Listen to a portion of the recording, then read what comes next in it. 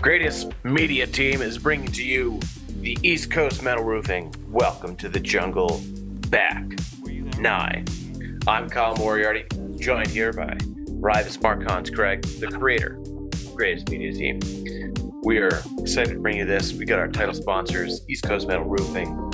We got some other sponsors like Disc Golf 978, Discmania, First Available, Print and Apparel, Amplified Insurance, Disc IQ. Raivis, how are you doing today?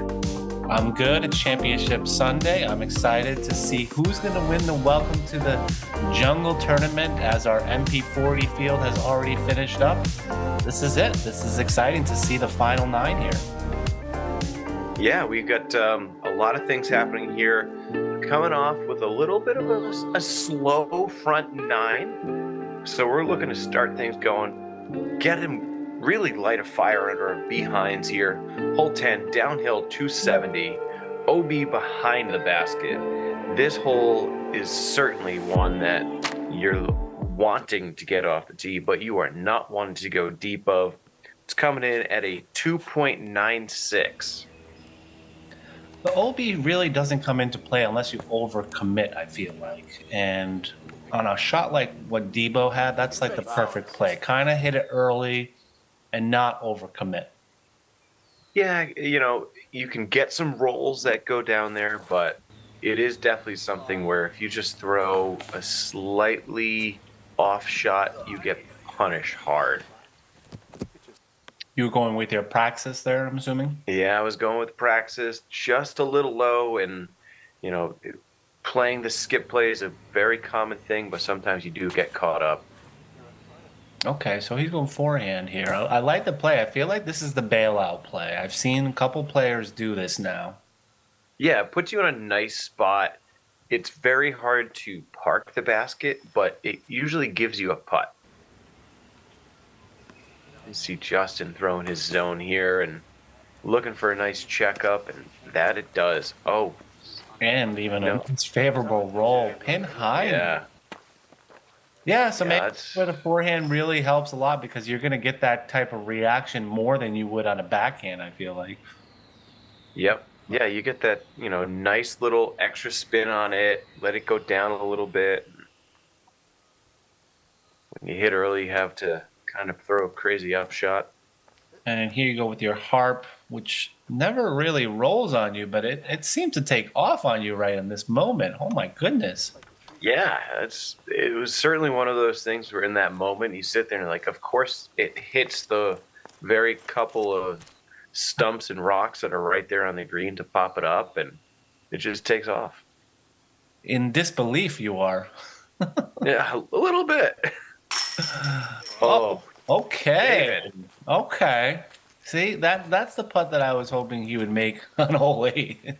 Yeah, I mean, did we say it's going to get a little spicy here? It's getting spicy. Already, that was a banger to start hole 10. That was probably 45 feet, I want to say. Nice looking. Yeah, 45 feet, downhill, looking at OB. If that doesn't connect, David is putting with some pretty good steel you-know-what here. Just looking at nothing, backdrops, and his putt on hole 2 warmed him up for this putt. Yeah, his putt's looking deadly, and it's a theme that I'm noticing this year particularly. And here is Debo with his judge. Let's see if he can connect for his birdie. Mm-hmm. No, it was just odd reaction, just hitting that root and just going completely backwards. Yeah, and I feel like the rain just started at that point, and our camera crew kind of lost sight of what you guys were doing there. So we're just going to move on to hole 11 here. Yeah. Well, I did hit my putt for par, and I believe Justin birdied the hole. So okay, great. Nice putt by Justin, and good par putt after you rolling there. Crazy. Yeah, it was a huge par putt. Big momentum swing. Hole 11, par 4 up the hill. Just don't hit the biggest tree in the world, and you'll be in a good spot for a nice upshot.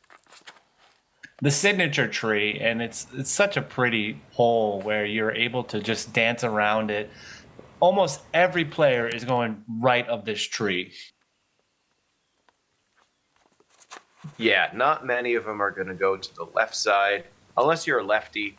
But, you know, mostly everyone's going to this right side, letting it go up and kind of fight back into the hill. That way you check up okay. Hole 11 averaged 3.43. Yeah.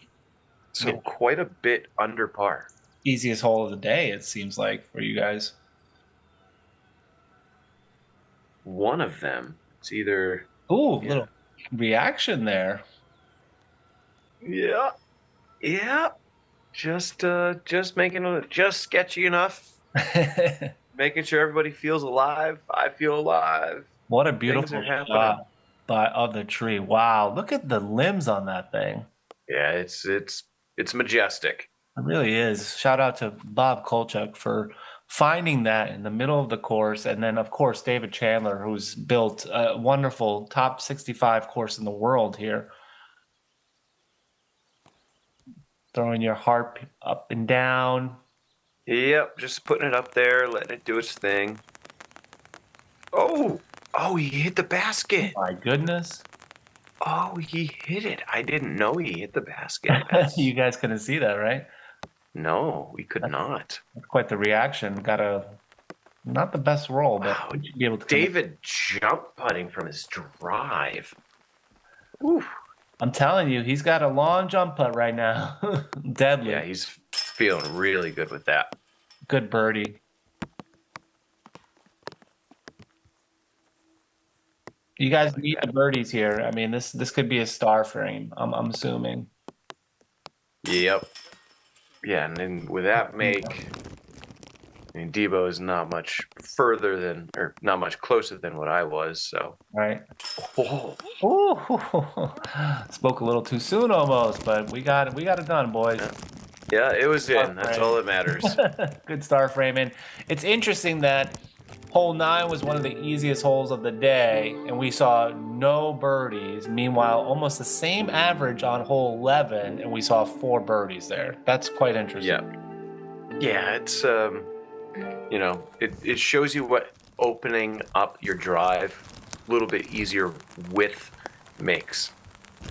Absolutely. And here's hole 12, 333 feet. Just a wide hyzer for most of these players. David got the memo. Oh, Ooh. he just missed hitting the bin. Was that like a Firebird? Yeah, that had to have been a Firebird. Wow, that would have been insane. Right? Oh, man. That was a great shot. Woo! And there's that pine. Yeah, Pine is dancing on the floor over there. Great shot by Justin Patenaude. And shout out to Marky Chap for the ace on this hole. Yeah, getting the ace here on film.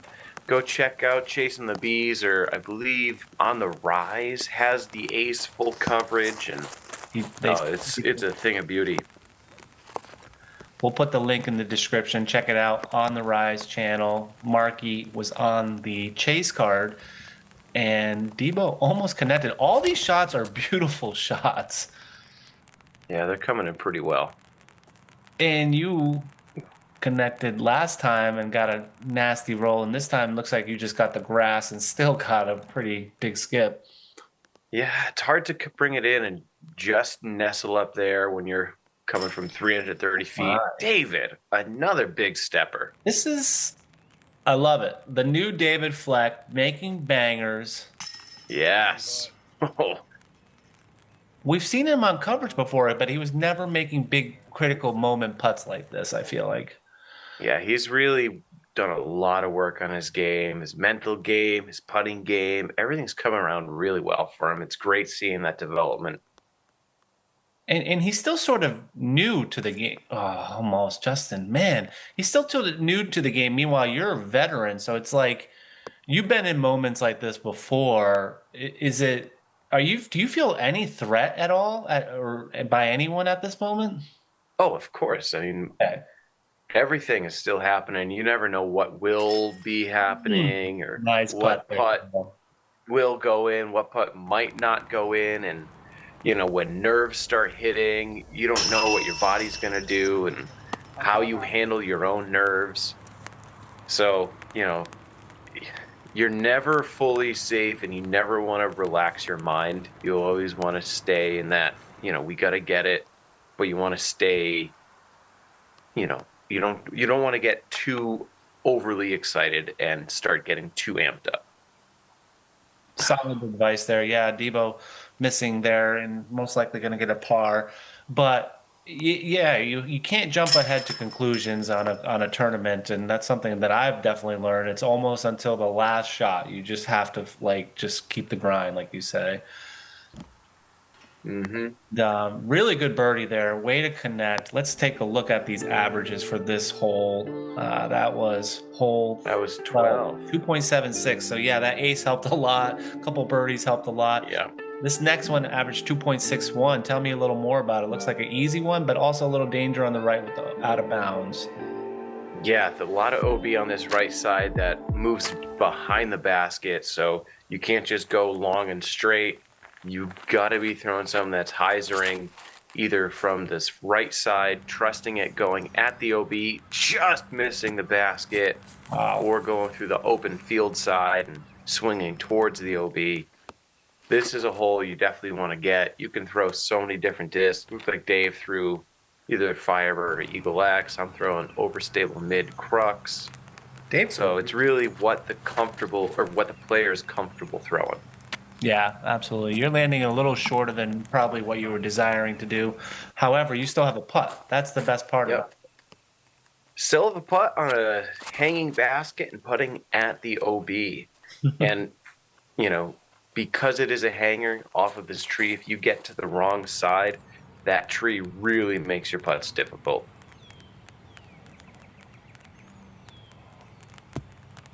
Ooh, nice. Yeah, it's a great shot there. And you're only 5 down at this moment. Did you feel like you were playing a little slow? Yes. Oh, I definitely felt like we were a little slow here. Debo being right under the pin, making that look really. That's gorgeous. Absolutely gorgeous. Smooth with that Malta. Yeah, definitely a classic Debo Malta. Just throw it on a little Annie, let it go up to flat, and just slowly flex out of it. Looks pretty calm up there for your wind right here. Wind read. Yeah, very calm. You wanted that one, I could tell. Yeah. You just said I was only at 5 down, playing slow, and when you realize you're playing slow, and you have a lot of players like Cook Tarleton and Dylan Cappuccioli out there, they're going to be ripping. Yeah, and Markey just got an ace, which I'm sure. Yeah, Markey just aced. Fleck is heating up. Definitely heating up. I think that's a 20 for him. Actually, 4 in a row. Wow. Yeah, he's just ripping, raging fire. And then, Justin's playing really well too. So it's like, you can't just be in autopilot and letting things slide through you. You gotta make moves. Yeah, I didn't realize that David Fleck is 7 down through 13 at that. Oof. Wow, that's pretty impressive. And with Markey's ace, he's about the same pace as well.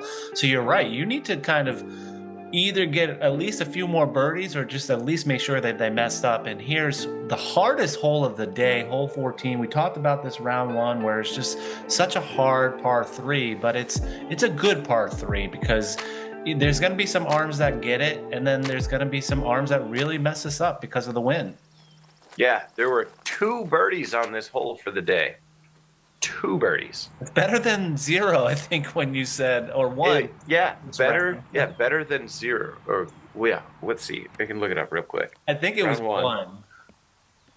There was 1, yeah. Round 1, there was 1 birdie. So for the 2 rounds here, there were 3 total birdies on this hole. It's so hard, but I think you need a hole like this. I don't know. I'm in between. Sometimes I love it. Sometimes I absolutely hate it. Right? It's one of those things where, hard is cool, but it's also boring when it's just a wide open field, Because it's like, okay, you've made it where it's too hard for most players to access it unless somebody's trying to do something special and fantastic, and people are just going to make a huge mistake. But players now are mostly just playing for a layup. I think Debo kind of showed us arm there, though. He's in the circle. Yeah, he ripped something. I didn't realize that Debo throws that far. And it makes it look really, really effortless. And I know you're kind of laying up here. You're not going for the green. Yep. Yep. Just throwing a simple, safe shot. Just talking about, like, just keeping something right in the mix. Keep it easy right now. What were you laying up with there? Well, that was David Fleck that just. No. But that did. Oh, off the tee, I went Halo Destroyer. Just smooth, simple height. Put it to around 400, 410 for an easy upshot. I'm surprised that Justin did. Well, I guess he was pretty far away, and you're kind of laying up as well. So this hole again, averaging 3.4. So very difficult hole. And Debo, come on, let's connect for that birdie. Oh, he could have been one of the two. Kyle. He unfortunately was not one of the two birdies on this hole. Shout out to our lefty friends Wyatt Mahoney and Cook Tarleton. Those are the only two birds on this hole. They're just built different, Kyle. They're just being built different. It's good to be lefty and young, I guess. And speaking of Cook Tarleton, he's on a heater as well. That was the fourth birdie in a row, and 5 through 6 going through the back nine there. Wow. That is how you want to score right there, folks. Absolutely. And he got out of the woods and he was able to open up again. What do you know? So here's hole 15. I like this new change that they added with OB on the left-hand side, which now pushes up a little more, comes into play a little bit. But also you can see that there's a little bit of a zigzag coming in play with the out of bounds. It's not as straight of a line as it used to be. And there's no OB in the back there. So players are just really going to play it very straight, and then most likely just lay it up and then get their birdie. Yeah, hole 15 here is a very simple hole unless you get lazy. If you turn your mind off, that's when your mistakes happen. So you got to make sure you stay focused. You can't just say, okay, it's 15, it's simple, it's easy, whatever, just throw a disc, because that's when you find the OB. But if you're still throwing a committed, well-thrown drive, it's a very simple routine. But especially for you guys, the upshot is not gonna where you make your mistake. And it looks like Debo's gonna be close. He did fade way right at the end there, which is gonna be toward the OB line. Yeah, he really got on top of that disc, and I don't know if he really expected that to hold quite as much as it did. Yeah, I'm surprised that it flipped. I don't know what he's throwing there. Probably Destroyer that just beat up on him. And looks like you're in a good spot there. And Justin Patenaude showing you how far you have to throw it, how far you have to approach it. It's pretty simple, like you said. Yeah, but it was a well-executed drive to his comfort range, and then, his strong suit little forehand zone approach shot. David going a forehand, either zone or Toro, and Debo throwing his up shot. And he was out of bounds, so let's let the viewers know that right now. Yep. And I think you're going to talk to him because it didn't look like he lined up properly if the OB line was moving to the right edge there. Yeah, he just totally misplayed it. He said that he knew he was OB, and then where he went to put his mini down, he was thinking he could take it relief further back, and he went in a straight line with the OB line instead of in a straight line from the basket. So he misplayed his lie. Did that OB line moving to the right, is that new? Like opening up that little jet there?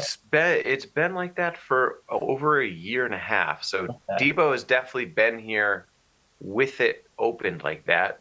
And I think the issue was that he's had a rough round. Yeah, he didn't pay attention, I don't think. He's just, he's kind of gone into an autopilot and not taking time and never checked with the card about where he went OB, where he should be, and where his lies. He just kind of put a mini down and through. Good birdie by Justin Day. Yeah, you always have to ask the card just to make sure, and they can help you out. In that scenario, they helped him out, It's a tough learning lesson for him. Yeah, it was really confusing and unfortunate that we, you know, I'm not unfortunate that we had to call it. It's unfortunate he made the mistake, and note to the players: when you see something wrong, call it out. That's our job. Yeah, and he took a bogey there because he got Well, yeah, he had the OB stroke and the penalty throw. So right. Yep. So easy bogey there. And hole 16, not an easy play. This is the hardest hole in the course, second hardest hole in the course. 378 feet. You don't think that it would average 3.4, but it's got so much OB that you have to play it very carefully here. Yep. Yeah, David knows what the score is at. He knows he kind of has to start going for it, and he knows that this is the hole. His chances of winning this tournament are coming down to this. So he went for it. Yeah, or even just second. I mean, I don't know about winning, considering you have 3 strokes on him or something like that. But still, to make a move, because you could very easily mess this up too. So yeah. Yeah, exactly. So he put everything on his drive here and really forced something to see if he could make it go. And me knowing pretty much the result and how I play this hole, just doing a simple, easy forehand layup. Yeah, I love that play, and there's really no need to go for it for you at that point. And Debo, for him, it's of course he wants to go for it. He just smashed a few drives before. He just had that penalty. Ugh, yeah. Yeah. OB again. Yeah. OB again and early OB. That's super early. Wow, not even before the basket, the second basket. Yep. Yeah. And when you're throwing that hyzer line, it's a big risk reward, and when you get something that just turns, it doesn't really come back. But a good approach shot there, and that's the beautiful. I know. Yep, right under the pin right there. Good approach. Easy bogey for him, and for you, it's going to be most likely easy par as long as it doesn't easy par. Last time it tried to roll on you, so that's I didn't want to. I purposely played for not hitting the cage this time. Make sure to check out that coverage from round 1. We had a very exciting round with Kyle, along with some other awesome feature card players. Yeah.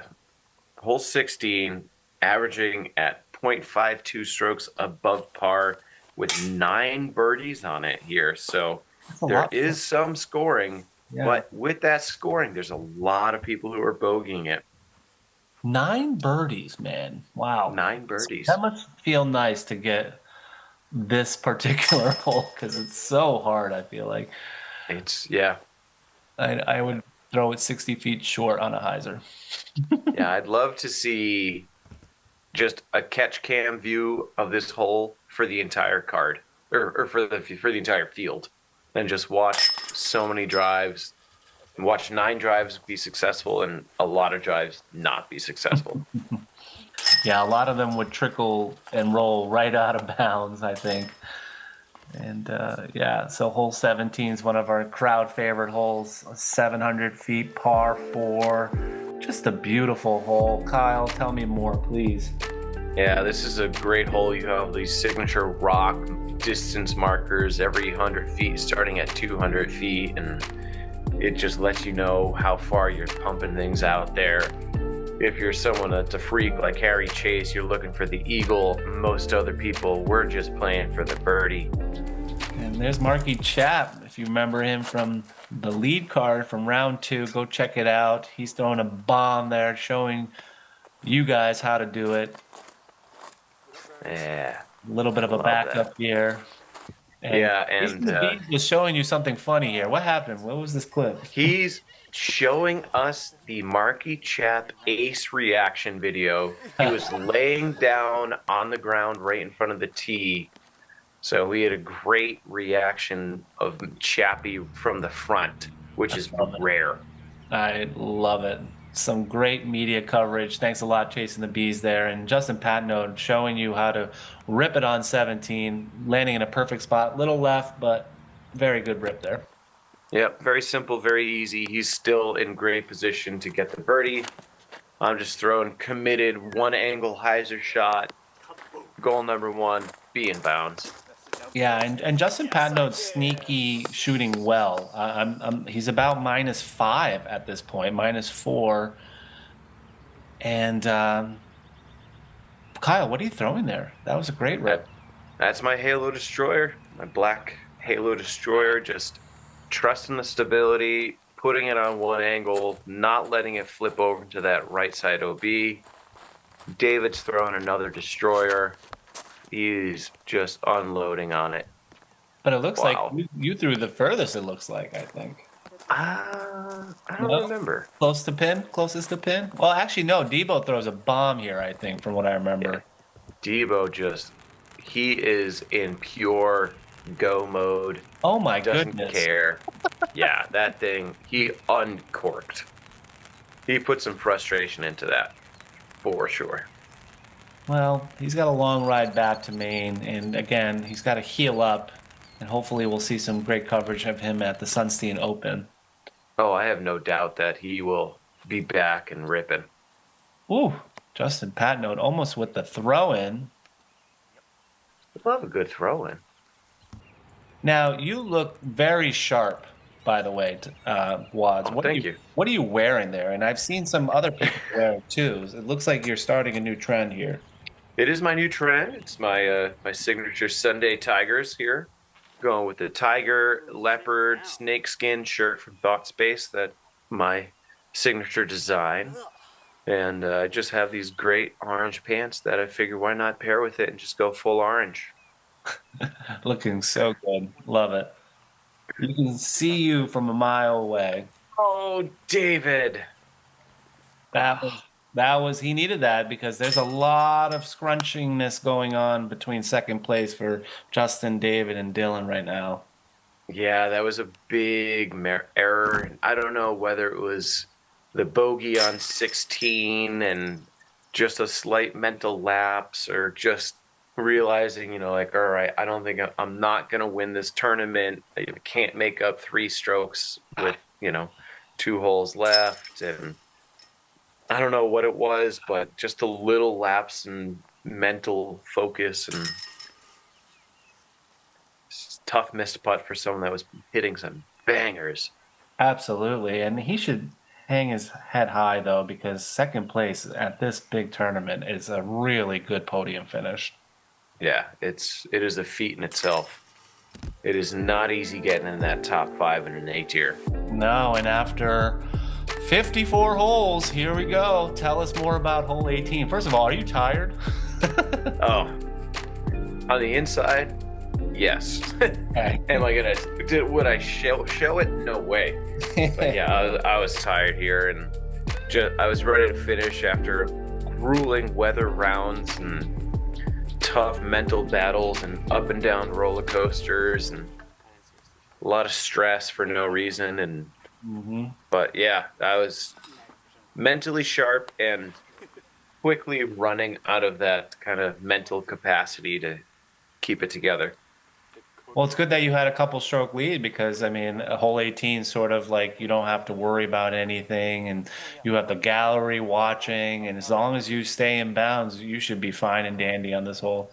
Yeah, these last couple holes or last 2 holes here, 17 and 18, it's so hard to make up strokes on people because going out of bounds in the top MPO field is so rare, and people who are not taking threes on these holes is also rare. So, when you get to 17 and 18 with a couple strokes, you feel really good because even if you go par, it's not the end of the world. You were unleashing there. One last destroyer throw, I'm assuming? Yeah, one last destroyer to kind of put me into a nice, easy upshot range. And Debo getting some good height on his destroyer throw as well. Yeah, he's uncorking on some stuff, putting the hurt on a disc. And so is Dave. I think he's a little upset after missing that putt. Yeah, Dave was talking about trying to go for the eagle, whether he can get down to that area where he feels comfortable with the go. I would have loved to see that. Yeah. I don't know where he landed exactly, but we'll see. That was a pretty good throw. Yeah, it was a great throw. And looks like you're pretty happy. You got a little trot in your step there. Yeah, just taking in the moment, enjoying the view, and it's a walk I do many times a month, as we've said, but not many times have I been doing that, walking down with the lead and coming as the, couple strokes ahead in an A tier. So it's a special feeling. Absolutely. And it's a good amount of money, too, that might be going into your pocket. So, a huge amount of money, like crazy for this. And you see right there, that was the last shot I had to put some real focus into, and truly felt, all right, now we can relax and enjoy it. You almost did get that eagle. All right. I love that. What a goal for David. Yeah. Off the tractor. That's so iconic for Dave after the round that he was having. And a great little putt by Justin Patenaude, not to be outdone. Yeah, great putt. Great three for, I know you don't want to leave your upshot that far, but we saw a couple of those, and it really hurt Debo, but he ended up cashing still. So good. Up to Debo. He had a little bit of a rough round on dropping 24 player spots, unfortunately. Oof. Yeah, I mean, Debo's a fighter. And as tough of a round as he had, he never let that kind of negatively bring down the card, which you always got to commend a player for playing pretty tough and having a rough round, but still not bringing everybody down around him. That's a really good point. Yeah, he's a very good veteran player like that. And there you go, our 2025 Welcome to the Jungle champion, Wads, a.k.a. Kyle Moriarty, a.k.a. the Tiger Man. And it must be one of your best wins. I mean, I know you have a lot. You have several A tiers now. This has got to be up there. Yeah, this is my second A tier win and a lot of big tournament wins under the belt. And I think only my second win here at Meadowbrook. And it's special as you see the owner, Dave, right there. We're really good friends. And there's Scott, and, going to build some really good relationships with these people that are not just disc golfers, but it is a family, and it's great to have wins with them here. Well said, and shout out to your caddy, Sam Streeter, right? Yeah, Sammy Streeter. He came on and caddied for me twice this weekend, which is nice. Well, 1.5 times. Yeah, counting that lightning delay. And that's it, folks. I mean, what a great tournament. You look so happy with that trophy, and what a great crew. Look at that. Tied for second place, we have David Fleck, Justin Patenaude, and Dylan Capiccioli. Wow. And Marky Chap coming in fifth. That ace surely helped in. And then Kyle Lumsden and then Cook Tarleton tying for fifth with Marky. What a great finish tournament. And any last words, Kyle? I mean, you must be so excited. Yeah, thank you, Bob Kulchuk, for everything that he does for the scene. I mean, disc golf would not be anywhere as good as it is here in the Northeast without him. And thank you to all the sponsors for stepping up and putting in the money for such a great payout for the win. And huge shout out to ThoughtSpace and 978 for the sponsorship. Awesome shout outs there. And thank you to our viewers and everybody that stayed tuned and subscribed to our channel. We are growing so fast. Make sure to stay tuned for the Sunstein Open coverage coming out soon with Simon Lizotte. He's back, folks. Yes. And Wads, congratulations once again. I'm so happy for you, my man. Second A tier. I thought it was more than that, but this is even more monumental knowing that second one. Thank you. I mean, everybody gives me a hard time, but when I started playing, A tiers were certainly rare and hard to come by, and now they're almost popping up like B tiers, which is an amazing thing. They are, but they're harder to win now because the competition is just so much better now too. So yeah, it's so hard to win disc golf these days. Really, I'm lucky. I am lucky. You're driven too, and we love watching you on the channel. So thanks for being a co-host here, and thanks for being a great player that we got to watch all weekend long. That was my pleasure, my friend. All right, have a good one, folks. Thanks for watching.